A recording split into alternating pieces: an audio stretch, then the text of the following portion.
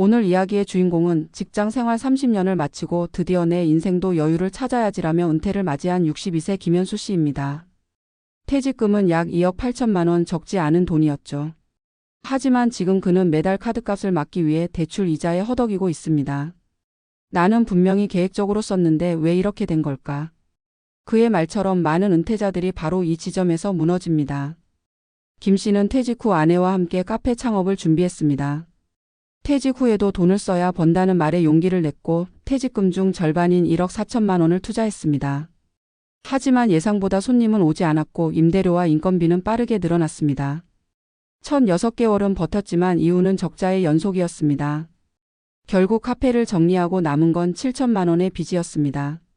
그때 그는 그래도 남은 퇴직금으로 버틸 수 있겠지라 생각했지만 문제는 그때부터였습니다. 수입이 없는 상태에서 매달 고정비가 250만 원 이상 나가고 병원비와 경조사비, 자녀 지원금이 겹치면서 통장은 빠르게 줄어들었습니다. 2년이 지나자 남은 돈은 3천만 원도 채 안 됐습니다. 김 씨는 말했습니다. 퇴직 전에는 월급이 들어오니까 지출을 계산 안 해도 됐는데 막상 안 들어오니까 하루하루가 불안하더군요. 전문가들은 은퇴 후 가장 흔한 착각이 퇴직금이 자산이 아니라 현금이라는 점이라고 말합니다. 퇴직금은 투자 자금이 아니라 생애 마지막 현금 흐름입니다. 그런데 많은 사람들이 그 돈으로 창업을 시도하거나 자녀 결혼 자금 부동산 투자 등에 한 번에 써버립니다. 김 씨의 경우처럼 매달 지출 구조가 변하지 않은 상태에서 자산만 빠져나가면 결국 시간에 힘을 잃게 됩니다. 즉 돈이 일하지 못하는 순간 은퇴자는 불안의 구렁텅이에 빠지게 되는 겁니다. 또 다른 문제는 심리적 공백입니다. 김 씨는 이렇게 말했습니다. 30년 동안 매일 아침 출근하던 삶이 사라지니까 갑자기 내가 쓸모없는 사람처럼 느껴졌어요. 그는 하루를 버티기 위해 무언가 해야겠다는 압박감에 창업을 선택했습니다. 하지만 그 선택은 수익보다 자존감의 대가를 치르는 일이 되었습니다. 이런 심리적 공백은 재정적 위험과 연결됩니다.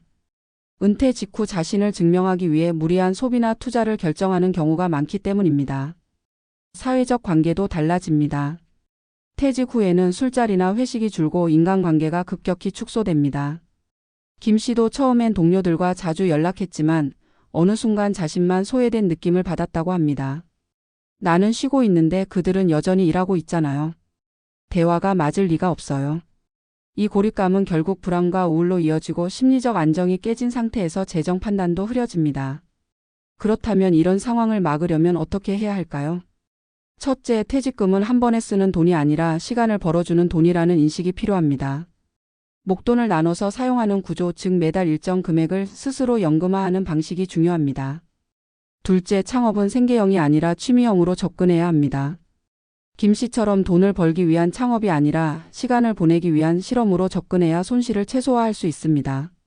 셋째, 은퇴 후 첫 2년은 절대 대규모 의사결정을 하지 말 것. 그 기간은 적응기입니다. 심리적으로 혼란스럽고 소비 패턴이 확립되지 않은 시기에는 큰 지출을 피하는 게 원칙입니다. 은퇴는 단순한 경제적 사건이 아니라 정체성과 관계, 감정의 전환기입니다. 퇴직금을 잃는다는 건 단순히 돈을 잃는 게 아니라 30년의 자신감을 잃는 일입니다. 그러나 다시 일어서기 위해 필요한 건 돈이 아니라 시간과 자기 인식의 회복입니다.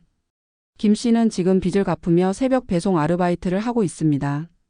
그는 말합니다. 돈은 다시 벌 수 있지만 시간을 허비한 건 후회됩니다. 그땐 잠깐 쉬었어야 했어요. 은퇴 후 가장 위험한 시기는 퇴직 직후 3년입니다. 그때의 결정이 평생의 노후를 결정짓습니다.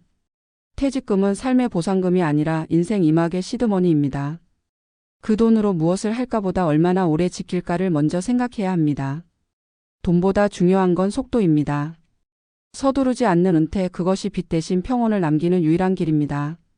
퇴직 후 삶에서 가장 큰 착각은 돈만 있으면 된다는 믿음이다. 특히 30년 동안 한 직장에서 성실히 일해온 사람들에게 퇴직금은 단순한 자금이 아니라 인생의 보상처럼 느껴진다. 하지만 바로 그 보상이라는 인식이 위험의 출발점이 된다. 퇴직금은 은퇴 후 새로운 삶을 위한 종잣돈이 아니라 앞으로 20년 이상 버텨야 할 생애의 마지막 현금 흐름이기 때문이다. 돈은 목돈으로 있을 때보다 매달 나눠 써야 오래간다. 그러나 많은 은퇴자들이 이 단순한 사실을 간과한다. 돈이 생기면 심리적 안정이 오지만 동시에 이제는 써도 된다는 마음이 피어난다. 누군가는 집을 리모델링하고 누군가는 자녀 결혼 자금을 보태며 또 누군가는 창업을 시작한다. 그리고 그 결과는 대부분 비슷하게 끝난다. 12년 만에 돈은 빠르게 줄고 남은 것은 불안뿐이다. 퇴직금이 빠르게 사라지는 첫 번째 이유는 소득 착각이다. 직장 시절에는 매달 월급이 들어오기 때문에 지출이 조금 늘어나도 심리적 부담이 없다. 하지만 은퇴 후에는 수입이 없고 통장에 찍히는 돈이 더 이상 채워지지 않는다. 이런 상황에서 소비 패턴을 그대로 유지하면 1년 만에 퇴직금의 절반이 사라진다. 실제로 통계청 자료에 따르면 60대 은퇴 가구의 지출은 은퇴 후 첫 2년 동안 평균 30% 이상 줄어들지 않는다. 즉 월급이 없어도 소비는 그대로 유지되는 것이다. 사람의 습관은 쉽게 바뀌지 않는다. 그래서 수입이 끊긴 삶에 적응하는 데는 시간이 필요하다. 하지만 그 시간을 주지 않은 채 퇴직금으로 소비를 이어가면 그 돈은 단지 소득의 대체물로 쓰일 뿐 자산으로 남지 않는다. 두 번째 이유는 창업의 함정이다. 은퇴 후 창업은 오랫동안 가장 흔한 선택이었지만 동시에 가장 위험한 선택이기도 하다. 특히 퇴직금으로 하는 소규모 자영업은 성공보다 실패 확률이 훨씬 높다. 60대 이상 창업자의 70%가 3년 내 폐업을 경험하고 그중 절반은 빚을 지고 나온다. 많은 은퇴자들이 자신이 평생 직장 생활에서 쌓은 경력과 경험으로 창업도 잘할 수 있다고 믿지만 사업은 완전히 다른 세계다. 감정이 아닌 숫자로 움직이고 손님이 아닌 현금 흐름으로 평가받는다. 그러나 은퇴자들은 나도 한번 해볼 만하다는 자신감과 이제는 시간도 있으니 할 수 있다는 심리로 뛰어든다. 결국 장사는 안 되고 고정비는 늘어나며 자존감은 무너진다. 이 과정에서 빚이 생기면 재정뿐 아니라 정신적 회복에도 큰 타격을 입는다. 퇴직금의 절반이 아니라 인생의 균형을 잃는 셈이다. 세 번째 이유는 관계의 변화다. 퇴직 전에는 동료, 상사, 후배라는 사회적 관계망이 있었다. 하지만 퇴직과 동시에 그 관계는 느슨해지고 점점 단절된다. 이때 생기는 고립감은 생각보다 크다. 은퇴자들이 가장 먼저 느끼는 것은 소속의 상실감이다. 누군가 나를 필요로 하지 않는다는 감정은 불안을 낳고 불안은 소비로 이어진다. 지금이라도 무언가 해야 한다. 나도 여전히 쓸모 있는 사람이다 라는 증명 욕구가 퇴직금을 움직인다. 그래서 은퇴자들은 계획적이라기보다 심리적으로 충동적인 소비를 하게 된다. 이런 소비는 합리적 판단이 아니라 감정적 보상이다. 문제는 그런 보상은 금세 끝난다는 것이다. 잠깐의 위로를 얻지만 남는 건 빈 통장과 깊은 후회뿐이다. 네 번째는 의료비와 예기치 못한 지출이다. 은퇴 후엔 건강이 가장 큰 변수다. 아무리 건강을 자신하던 사람도 60세 이후에는 예상치 못한 병원비가 발생한다. 특히 노화와 함께 오는 만성질환은 한 번 생기면 지속적으로 비용이 든다. 병원 한 번 다녀올 때마다 몇십만 원씩 나가고 장기적인 치료가 필요하면 연간 1,000만 원 이상이 빠져나간다. 이런 비용은 대부분 계획에 포함되지 않는다.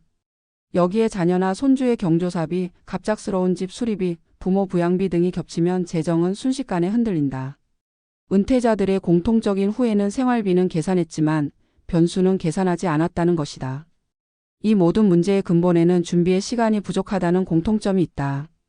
퇴직은 단순히 회사를 떠나는 일이 아니라 삶의 구조를 바꾸는 일이다. 그런데 우리는 그 변화를 준비하지 않는다. 대부분의 사람들은 퇴직 12년 전부터 돈을 모으기 시작하고 은퇴 이후의 소비 구조나 생활 패턴은 제대로 시뮬레이션하지 않는다. 어떻게 살까보다 얼마 있나만 계산한다. 그래서 은퇴 후 첫 해는 돈보다 마음이 먼저 흔들린다. 심리적 불안이 커질수록 돈은 빨리 사라진다. 결국 재정의 문제는 심리의 문제로 이어지고 심리의 문제는 다시 재정의 문제로 되돌아온다. 이 악순환을 끊으려면 돈보다 시간 관리가 우선이다. 은퇴 후 최소 2년은 소비 구조를 조정하고 감정의 방향을 다듬는 적응기를 가져야 한다. 그 시간을 견디는 사람만이 진짜 노후를 맞이할 수 있다. 퇴직금이 사라진 뒤에 찾아오는 것은 돈의 부족보다 더 큰 자존감의 결핍이다. 직장 시절에는 사회적 역할이 곧 정체성이었다. 하지만 은퇴 후에는 자신을 증명할 무대가 없다. 그래서 많은 이들이 무언가 해야 한다는 압박감에 시달린다. 그러나 진짜 해야 할 일은 쉬는 법을 배우는 것이다.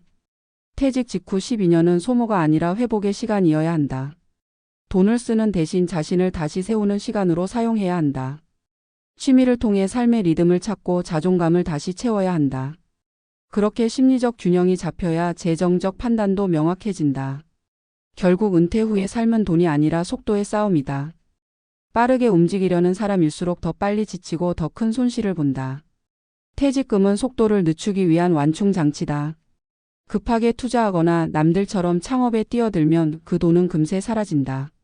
하지만 천천히 그리고 꾸준히 시간을 나누었으면 같은 돈으로 훨씬 더 긴 시간을 버틸 수 있다. 노후 자산의 진짜 비밀은 금액이 아니라 리듬에 있다.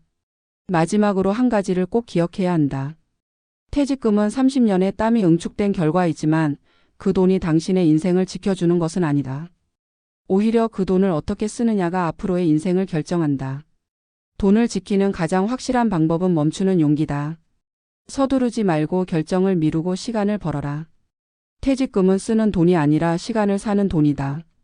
그 시간을 현명하게 사용한 사람만이 빚 대신 평온을 얻는다. 은퇴는 끝이 아니라 속도를 다시 조정하는 시작이다. 그리고 그 시작은 언제나 천천히 그러나 단단하게 오는 법이다.